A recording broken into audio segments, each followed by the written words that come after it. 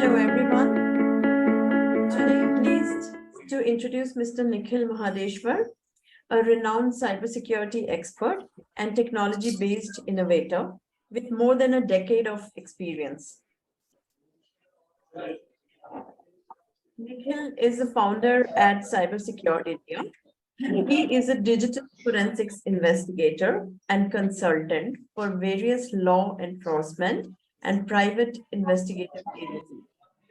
He's also a certified cybersecurity analyst and computer hacking forensics investigator. ISO 27001 2013 Information Security Management Systems lead auditor and certified threat intelligence analyst. Nikhil is also a cloud security engineer. Nikhil has trained more than 50,000 people on cybersecurity awareness and delivered lectures to entrepreneurs, school and college students, police officials, corporates, and many more. He has also been awarded the youngest entrepreneur and also was presented as the youngest researcher in the National Conference of Social Media Responsibility. Nikhil writes and speaks on cyber affairs on national and international media. Please welcome Nikhil. Thank you, Romita, for inviting me here. And obviously, you are doing a very good work for creating awareness in the cyberspace community. So, thank you very much for inviting me. Let's start. Most welcome, Nikhil. So, today we are going to cover a very interesting topic. And I think it's a very new and informative topic for me. So I'm sure it's the same for our audience. We're going to talk about cybersecurity for digital forensics because Nikhil also experts, his expertise is into digital forensics. So with that note, Nikhil, I would like to ask you, what are the key elements and challenges of cyber forensics? Okay, so the key elements when we say about key elements of cyber forensics, as we are working a lot with a lot of like law enforcement agencies and also private companies for investigating their cases. So I will say it totally depends on if it is an individual case or if it is a corporate case or even if it is a case which is related to or investigated by the law enforcement agencies and anything which is related to forensics. So we nowadays need to have evidence in place that too which are admissible. So these are the main elements basically. For example, if you go into the detail and if you are investigating type of a case where there is a ransomware attack, so there are different type of elements which are important. And now the scenario of digital forensic investigation has changed from investigating cyber crimes to traditional crimes also. So let's say if it is not compulsory that in a data breach case only digital forensics is required, but nowadays in a case like where there is a murder case or a kidnapping or a suicide case, there also cyber forensic plays a very important role, and because now people are using mobile phones, Wi-Fi routers, computers, hard disks, and a lot of electronic devices. Also, even if you are using some IoT device at your place, that is also now coming under the scope of cyber forensics. So that is also really important because any piece of data can help you to investigate any type of crime and while doing this forensic investigation. So these are the elements which has to be present or considered basically when we look at the investigation part from the layman perspective. Now, when we talk about the challenges, so that's another question connected to the first one. So the challenges are, I think we are still struggling with the SOPs. There is no such standard operating procedures which everyone is following. So it's all everyone has their own methodologies. But ultimately, the aim is to conclude with a solution of the case, or to basically catch the fraudster, or to first of all detect the crime scenario, and then go ahead. So every private company is following separate methodologies for that. And the challenges here, what I feel is a lot of anti-forensic techniques are also used nowadays, where forensic investigators face a lot of challenges. We'll talk about it in the later questions also. But when we say about anti-forensic techniques or lot of type of challenges, as the technology is evolving day by day, so there are a lot of challenges which digital forensic investigators are getting. One of them is anti-forensic techniques. Thank you. I think that was a very informative answer. So we're covering a new topic today about cybersecurity for digital forensics.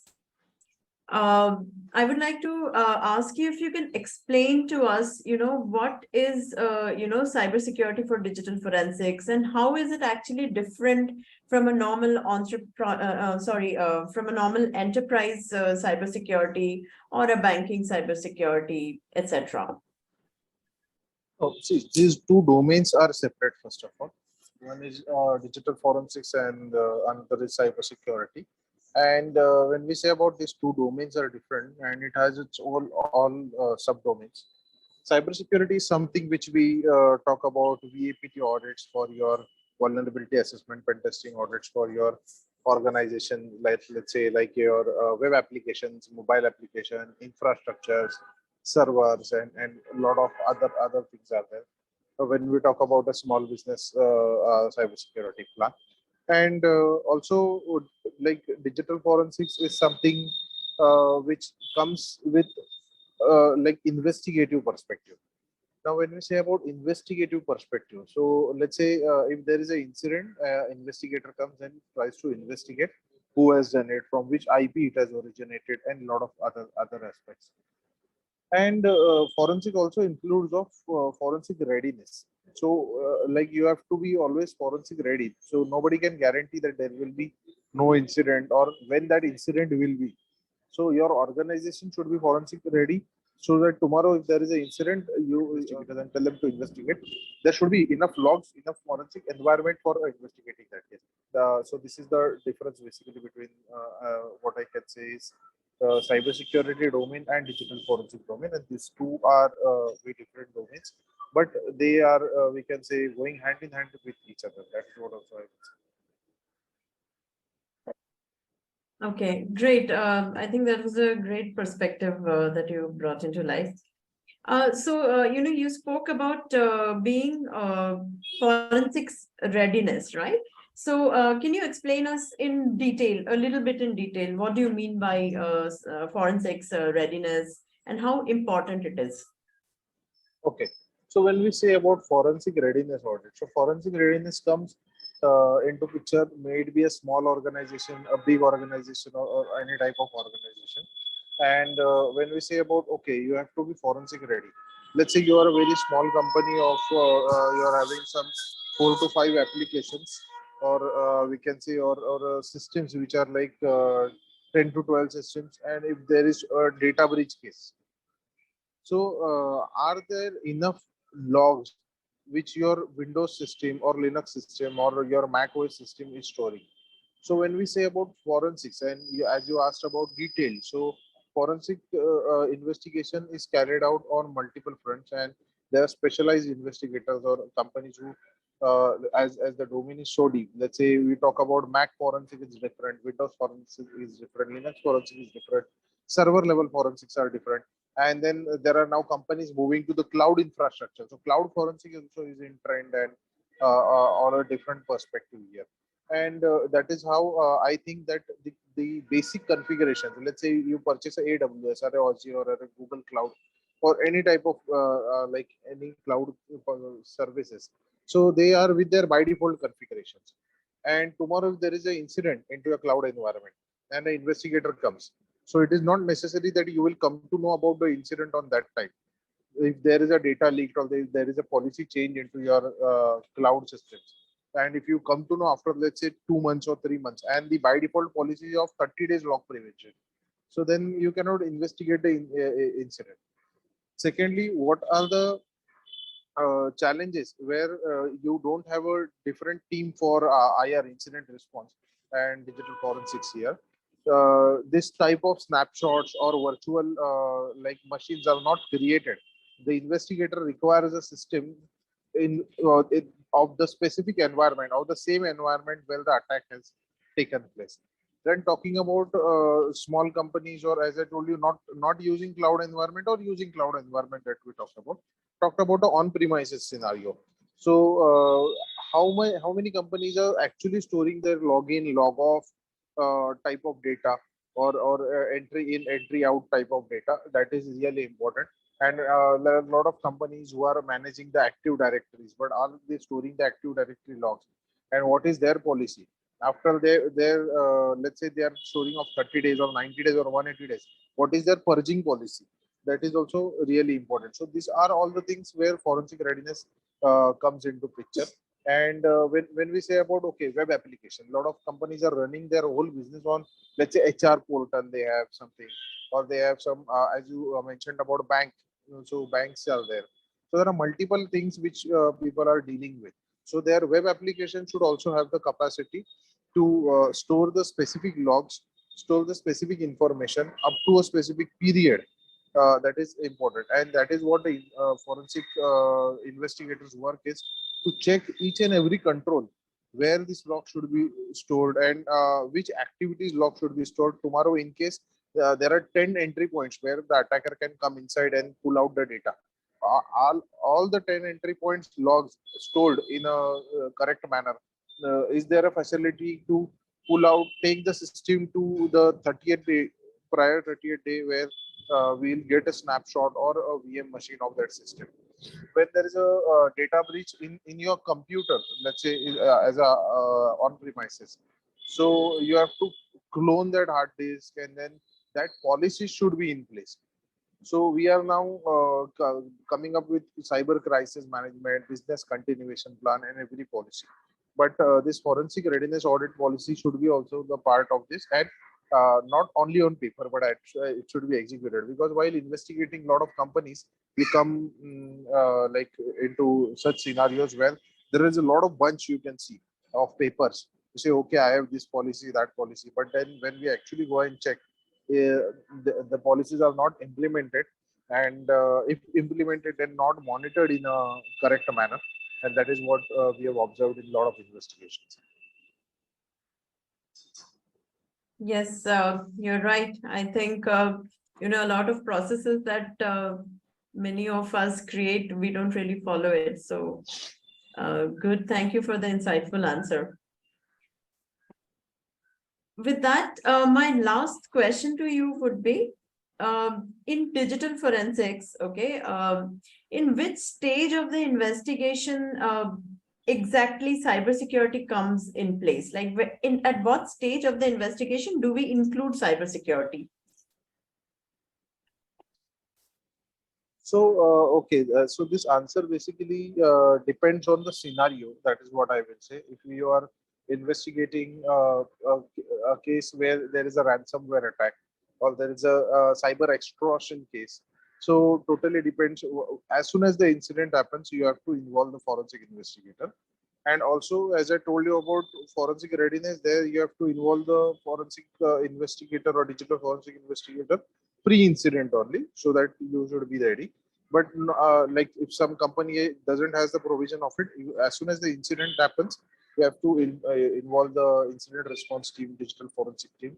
That is what I'll say. I'll just give you one example, one or two examples. So one case which we were investigating, obviously, I will not take the name as we sign NDAs with it. So there was a one company, and that company basically was having some database of their customer, which were including their financial data, their identical data. So like their driving license, or their Aadhaar, or their PAN, and a lot of financial data also. And approximately 50,000 was the number of that database. And they receive an email stating they have this data. The company receives the email from the attacker stating they have this data, and now pay so and so money in crypto, else they will go to the media and this will go viral and everything. So now when we started investigating this case, first of all, the time when the email came, and the time when we started investigating, and the time when the attack actually happened, has a lot of differences. because as soon as the incident happened, they received the email. It is not compulsory that data is taken on that specific day. We were appointed as an investigator. We started investigating their infrastructure, their system, and whatever the scope was. We came to know that the malicious agent was sitting into the system 6 months prior and analyzing all the data. And then when they got to know, okay, this piece of data is really important for them, or this is enough data basically to uh, send a cyber extortion email and everything, then they directly send the data. And that company, I tell you, they have invested crores of rupees on security, on all these policies and everything, but they are not monitoring it. So it doesn't make sense if you keep a firewall or a high configuration server and some secured systems, and you just buy it and you just keep it with default policies. It also matters if you are monitoring them or not. So here is where the forensic investigators role comes into picture, and they need to get them involved. Now I'll give you an example of cloud premises. So this was about on premises. There was a company again, which is a very huge company having offices at multiple locations in the world, and they were having more than 5,000 employees. Now they are managing everything on cloud, and there is some new user which is created into the cloud infrastructure and into their active directories basically specifically. And then there was some policies which were changed, and this thing they got to know after 3 months of the incident, after 90 days completely. And now they have to again investigate. And also we were appointed. Now the time these big companies take to onboard a vendor is also, they have some their processes. They have to do a vendor registration and everything. And when as an investigator, your every minute is important, so that you don't miss out on something which is overwritten or which is deleted as per your by default policies. So they came to know after 90 days. Our onboarding took nearly 15 to 20 days as per their process. And after signing the relative documents and whatever the process were. And when we started actually investigating the system, strategizing the investigation, so we came to know the by default logging policy is of 30 days, 30. And all the logs were gone. So in that scenario, we have to give an approach where assumption based investigation is done. So there are multiple ways so to recreate that scenario and see how it is basically, we can say that attack has been taken place, and give a report on the basis of that. So you have to involve the forensic investigator as soon as the incident has happened, or at least it has came to your notice. So the incident has happened, and you cannot predict it unless you investigate it. Thank you, Nikhil. That really sounds scary, as well as, it sounds like investigating agencies like yours, companies like yours are a blessing, to any system or institution. So I think it was a very insightful webinar, very new things that we covered. Thank you for your I time. will just here add one more thing here. Like, Sure, sure. see, as I told you, from the corporate perspective, or from the we can say enterprise perspective, this is an invisible threat. That is what I will say you. Okay, we keep security guards, we have CCTV cameras and everything. But what is going inside your system, outside your system? What are those insider threats, and what are those known threats or unknown threats? Or so that needs to be monitored very clearly. And if it is not monitored, and like you, then you may get a surprise on a sudden day that, oh, okay, I have lost my data, or my competitor is having my data, or my data is available over the dark web. So this type of things are really important. And when you are looking for a forensic investigation, as a, don't look it as an optional service or an add-on service. It should be a must-have thing. Look at cybersecurity and digital forensics or any type of related thing as a must-have thing. When you basically drive a car, you require driving license. That is a must-have thing. So it is like to drive a business, you actually must have cybersecurity and digital forensics things like in place. We are moving towards digital India, or like we are already in it. But let's build a digital secured India together. obviously we are responsible citizens of the nation, and let us be responsible netizens. Let us use this technology responsibly, this internet and all this technology responsibly. That is what I will say. Yeah. Exactly, Nikhil. Right. As you rightly said, India is transforming digitally, but the precautions and safety and awareness on digital transformation is very important and critical. So thank you so much for your time. I think it was a wonderful webinar, and we would definitely like to speak to you about this particular subject once again. Thank you for your time. Thank you. Thank you very much for your time. Thank you.